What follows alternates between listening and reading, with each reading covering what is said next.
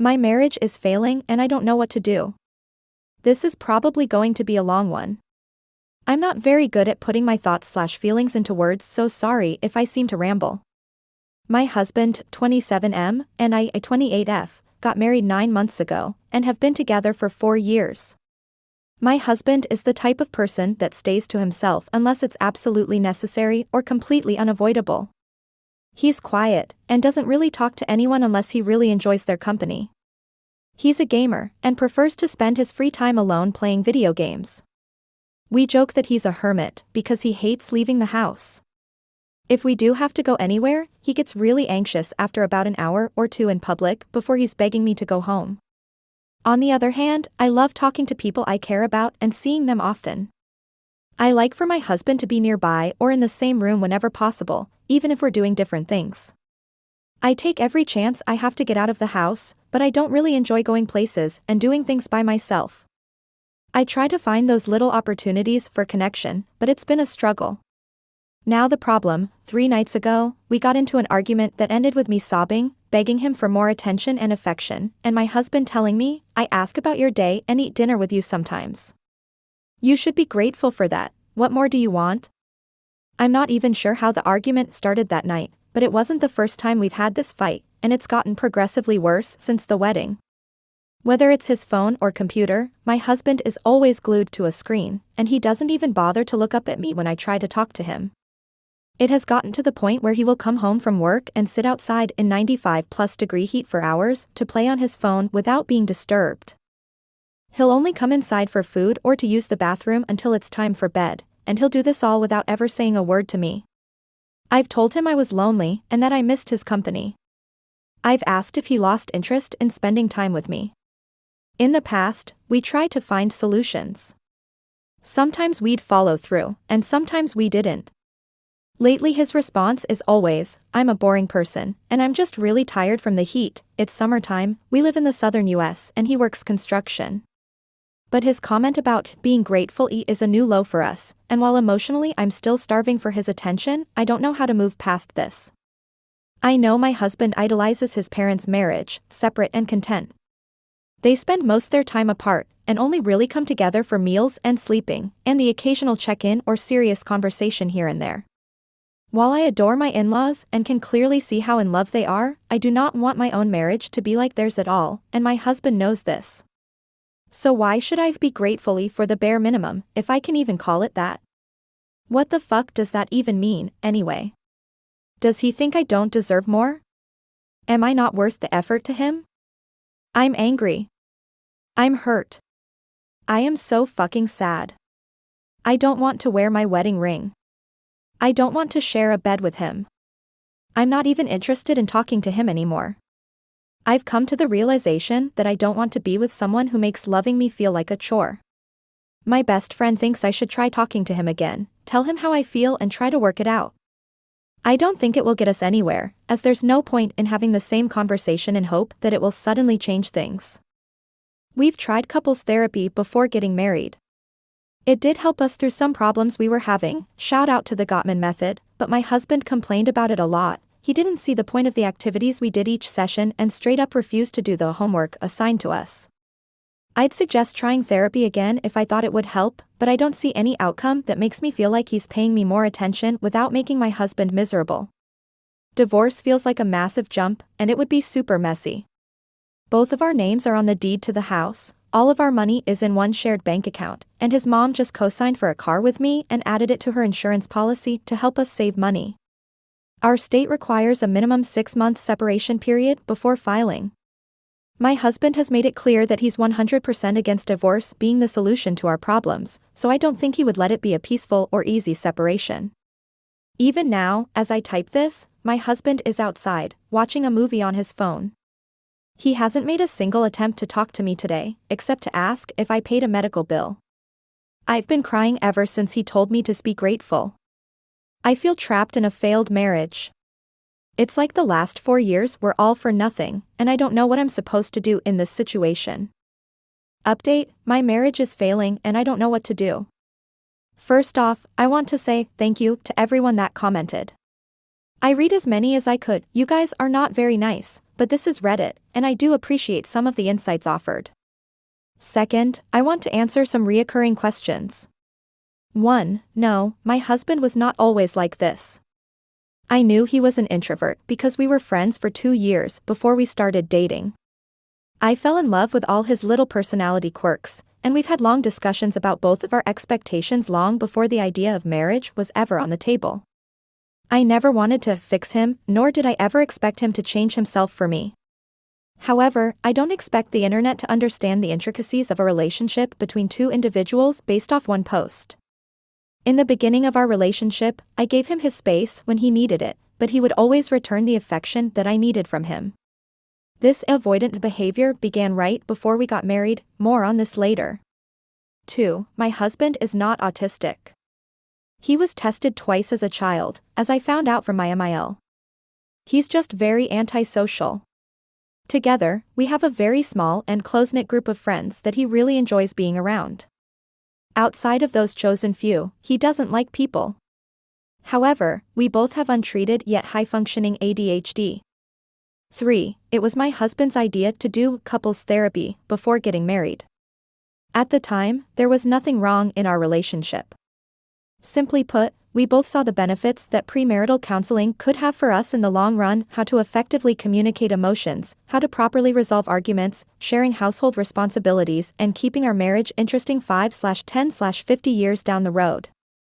My husband complained because most of the activities we did were at least 20 years old and felt outdated, i.e., taking messages from the landline voicemail. Who the fuck still uses a landline? That being said, we still learned some great tools that we have been able to implement in our marriage, and they work really well for us, so we stopped therapy once we felt we no longer needed a mediator.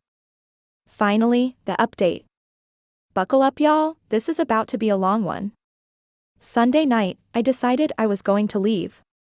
I knew I needed some genuine time and space away from my husband to get my head straight and figure out if a divorce was really what I wanted in this situation.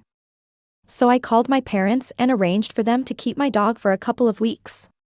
Yesterday morning, my best friend told me she was getting a guest room ready for me, and I started packing up my things. My husband came home from work a little early and saw all my stuff by the front door. He started crying and asked between sobs if I was leaving. All I did was nod my head and continued packing. What happened next feels like a blur. It's important to note here that a storm had knocked our power out earlier that morning and it had not come back on at this point, so the house wasn't as cool as usual. My husband's crying became faster, and I heard him mumble something about a headache. He dropped his work stuff and stumbled to a bathroom, then started vomiting. Curiosity got the best of me, and when I peeked in to check on him, I knew something was wrong. His breathing had become shallow and rapid, and he was sweating more now than when he had walked in. He looked pale, and was slurring his words a little. When I put my hand on his neck to see if he was okay, his skin was clammy and burning up. I realized in this moment that there was a strong chance he was having a heat stroke. I helped my husband out of his work clothes and into a cool shower, then went find him some loose-fitting clothes and ice packs. Once he was out of the shower and dressed, I drove him straight to the small emergency room down the street. After an initial assessment, it was determined that my husband was probably not having a heat stroke, but severe heat exhaustion. His body temperature started coming down after they put one of those air-filled cooling blankets over him, but he was still very weak and dehydrated. The doctor decided to keep him for observation while doing a few rounds of 4 fluids, and we were able to come home in the middle of the night after a bunch of different tests were done to make sure there was no damage to my husband's organs. While we waited, we had a lot of time to talk without any distractions. There was a lot of crying from both of us, but we finally got to the bottom of things. I won't bore you all with the details, but 2023 was not a good year for me. It started when my husband's truck flipped after getting hit by a drunk driver. We were wearing our seatbelts and managed to walk away with only some aches and bruises, but I developed PTSD and began having panic attacks while driving. I was under a ton of stress from planning our wedding, which caused high blood pressure and horrible migraines. At the same time, I was experiencing massive burnout from working in healthcare the last 4 years and during the COVID pandemic. I was diagnosed with manic bipolar disorder and was coping with an infertility diagnosis all within 6 months. My mental health was tanking, and I honestly just needed a little extra emotional support. This is around the time the arguments for more attention began. My husband and I eventually sat down to figure out a solution to my worsening mental state, and we both agreed that I could benefit from taking some extended time away from work, seeing as my symptoms were made worse by stress. My husband was happy to let me play housewife for as long as I needed while he provided for us, but I got bored easily staying home all day. I made the decision to quit my job last Christmas and took a higher-paying, part-time job after the start of the new year. Even though my mental health was getting better, the arguments over attention started to get worse.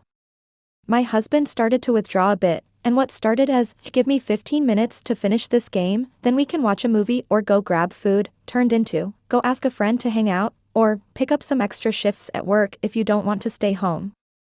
I did those things, and even started reading more, and finally got around to decorating our house.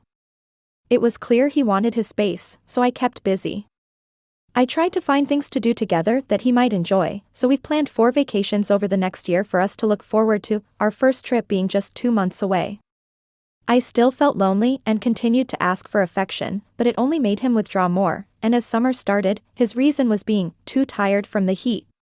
Now we've had a lot going on in our lives over the last month or so. I made the decision to start working full-time again, and I was a little nervous about it, which probably prompted me to bring up the need for more attention. My original post was less about his behavior as a whole, and more specific to his comment about being grateful.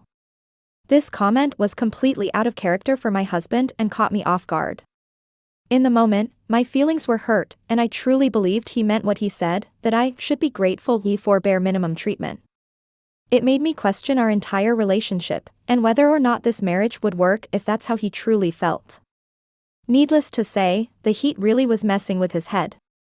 When I asked my husband why he thinks I should be grateful for how he's been treating me and our marriage, he doesn't remember saying that or even having the argument in the first place. The entire weekend, he knew I was upset with him, but he couldn't figure out why, so he kept his distance until he felt like I had calmed down enough to talk about it. Coming home and seeing me ready to leave was his tipping point. Turns out, my husband has been severely depressed since switching crews at work. His last superintendent dropped the ball on his promotion before sending him to work overnights on a chemical refinery turnaround. When that job finished, my husband got placed with a superintendent that openly does not like him and has a known, documented, history of treating my husband badly due to the color of his skin, or lack thereof. Over the last few weeks, this superintendent has been giving my husband a really hard time and is now refusing to sign the company endorsement paperwork for him to begin operator school. My husband has been keeping this all balled up inside, letting it eat away at him, because he was too worried the stress of the situation would flare up my symptoms and trigger a manic episode. That's why he had been isolating himself so much, and paired with the heat, he had completely checked out mentally because he was trying to protect me. I'm sorry to disappoint so many of you, but I love my husband, and have decided to stick by his side as we work through this together. My husband has agreed to set timers in order to limit his screen time. We are going to try therapy again, both together and individually, to work on communicating better and dealing with stress. Right now he is still resting from the heat exhaustion, and hopefully he'll be better by this weekend. Thank you all again for your advice, even though I won't be taking it.